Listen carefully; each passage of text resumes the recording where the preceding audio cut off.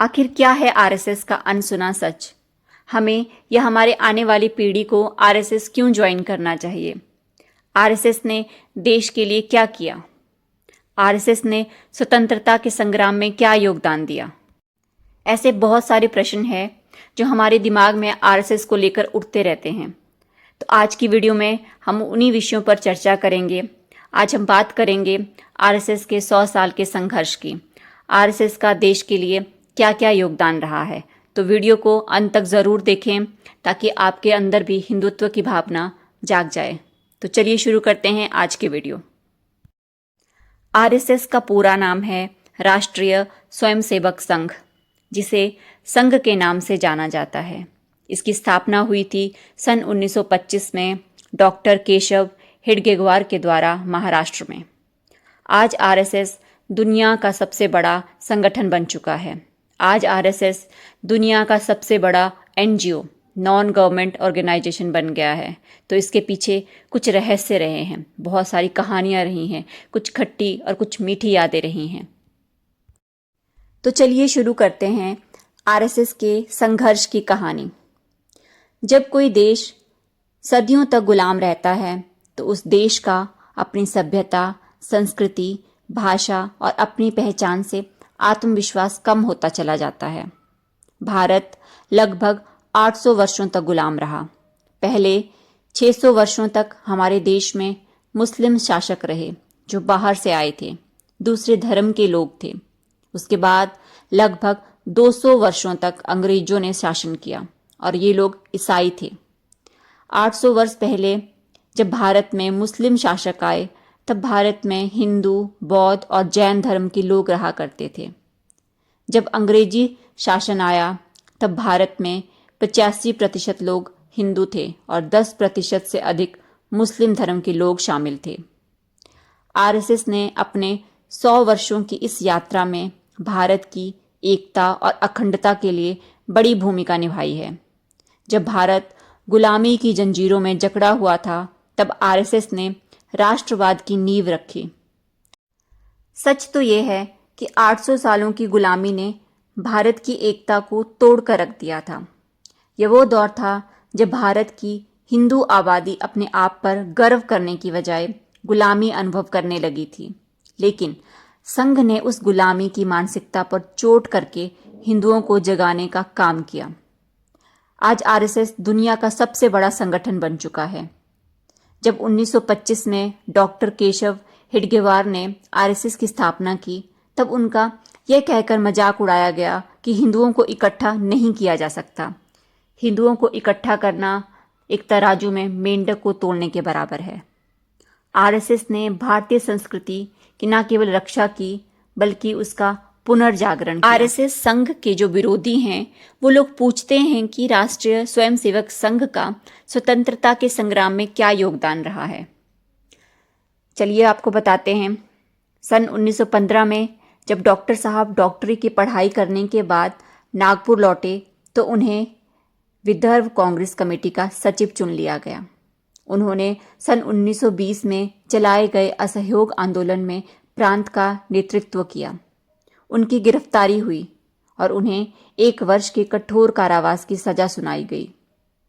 1 वर्ष की सजा काटने के बाद जब डॉक्टर साहब वापस आए तो उनके सम्मान में एक सभा का आयोजन हुआ। उस सभा के मुख्य प्रवक्ता थे मोतीलाल नेहरू। वर्ष 1925 के विजयदशमी के दिन 27 सितंबर को डॉक्टर साहब के मन में एक विचार आया। जेल में रहते हुए उन्होंने सोचा, हमारे देश की गुलामी के मुख्य कारण आखिर क्या हैं?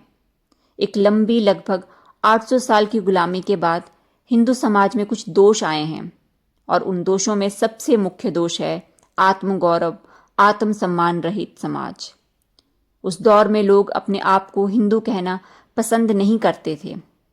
अगर हमें अंग्रेजों से आज़ादी मिल भी गई तो वह कब तक रहेगी? अपनी ही तलवार से अपने ही भाइयों को मारकर हमने अपने देश की राजसत्ता किसी और को दे दी है। स्वतंत्रता तो आज नहीं कल मिल जाएगी, लेकिन उससे ज़्यादा ज़रूरी है समाज का सुधार करना। और समाज में तब तक सुधार नहीं हो सकता है जब तक एक एक व्यक्ति का सुधार नहीं किया जाए। उन्होंने निर्णय किया कि वो ऐसे व्यक्तियों का निर्माण करेंगे जो सच्चे देशभक्त हों और भारत माता की सेवा के लिए हमेशा तत्पर हों। ऐसे ही सच्चे भक्तों के निर्माण के लिए डॉक्टर साहब ने सन 1925 में आरएसएस की स्थापना की थी।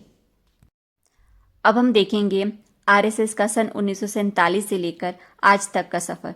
वो ऐसी कौन कौन सी खट्टी मीठी यादें हैं जो आरएसएस ने संजोई हुई हैं। तो सबसे पहले बात कर लेते हैं सन 1947 की। जब 1947 में हमें स्वतंत्रता मिली और वो भी एक कटे हुए देश के साथ, तो पाकिस्तान से जो हिंदू विस्थापित हुए थे उनकी सुध करने वाला कोई नहीं था। ऐसे समय में लगभग 10 लाख लोगों की हत्या हुई थी और एक भी एफआईआर लॉन्च नहीं हुई थी। ऐसे समय में स्वयंसेवक जहाँ थे वहीं पर उन्होंने हिंदुओं की देखभाल की, टेंट दिए, रहने की व्यवस्थाएं की, भोजन की व्यवस्था की, दवाइयों का प्रबंध किया। जितनी उस समय संघ की क्षमता थी उतना योगदान दिया। स्वतंत्रता के बाद अंग्रेज हमारे देश में एक ऐसा बीज छोड़ गए थे कि भारत किसी न किसी तरह टूट जाए। जब रियासतों के विलय की समस्या आई तब हैदराबाद का निजाम पाकिस्तान में मिलना नहीं चाहता था और वहाँ भी हिंदुओं की हत्या का सिलसिला रुका नहीं था। ऐसे समय में हिंदुओं को संभाला। उसके बाद जम्मू कश्मीर के विलय का एक बहुत बड़ा विकट विषय अब देश के सामने खड़ा था। जम्मू कश्मीर का विलय भारत में आरएसएस की मदद से ही संभव हुआ। स्वतंत्रता प्राप्ति के बाद भी संघ ने देशभक्ति के कार्यक्रमों को नहीं छोड़ा। सन 1962 में जब चाइना ने भारत पर हमला किया तब स्वयंसेवकों ने सेना की मदद पहुंचाने में मदद की, घायल सैनिकों को संभाला, रक्तदान इत्यादि में मदद की।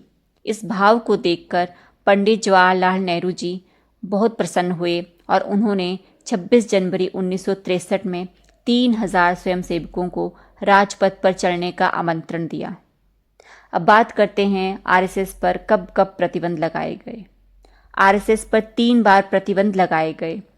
प्रथम प्रतिबंध जब 1948 में महात्मा गांधी जी की हत्या हुई थी तब उसके पश्चात लगाया गया। जब छानबीन हुई और पता लगाया गया कि संघ का इसमें कोई हाथ नहीं है, तब 1949 में सरदार वल्लभ भाई पटेल ने संघ पर से प्रथम प्रतिबंध हटा दिया। दूसरा प्रतिबंध सन 1975 में जब देश में इमरजेंसी लगाई गई थी इंदिरा गांधी जी के टाइम पर, तब लगाया गया।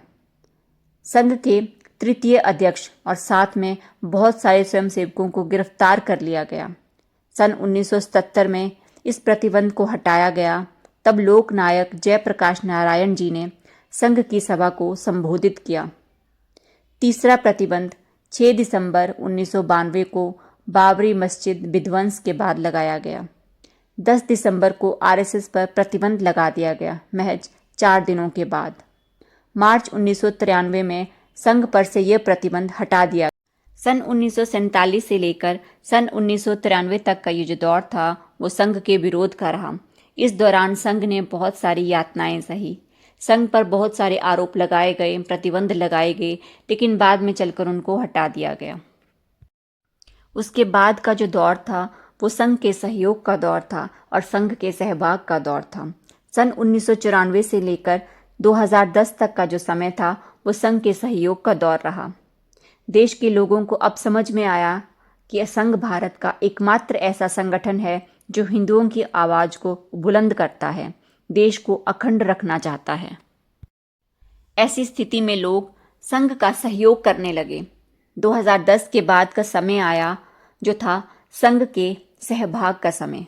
अब लोग संघ के सहभागी होना चाहते थे, उसके कार्यों में अपना योगदान देना चाहते थे और ज्वाइन आरएसएस के माध्यम से हजारों निवेदन आते हैं। तो दोस्तों, ये रहा आरएसएस का अनसुना सच।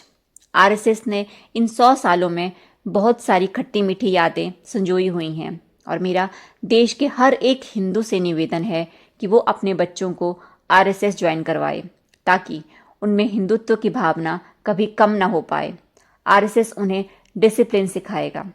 आरएसएस उन्हें हिंदू होने पर गर्व करना सिखाएगा, एक सच्चा नागरिक और सच्चा देशभक्त बनाएगा। तो चलिए मिलते हैं अपनी अगली वीडियो में। तब तक के लिए जय हिंद, जय भारत।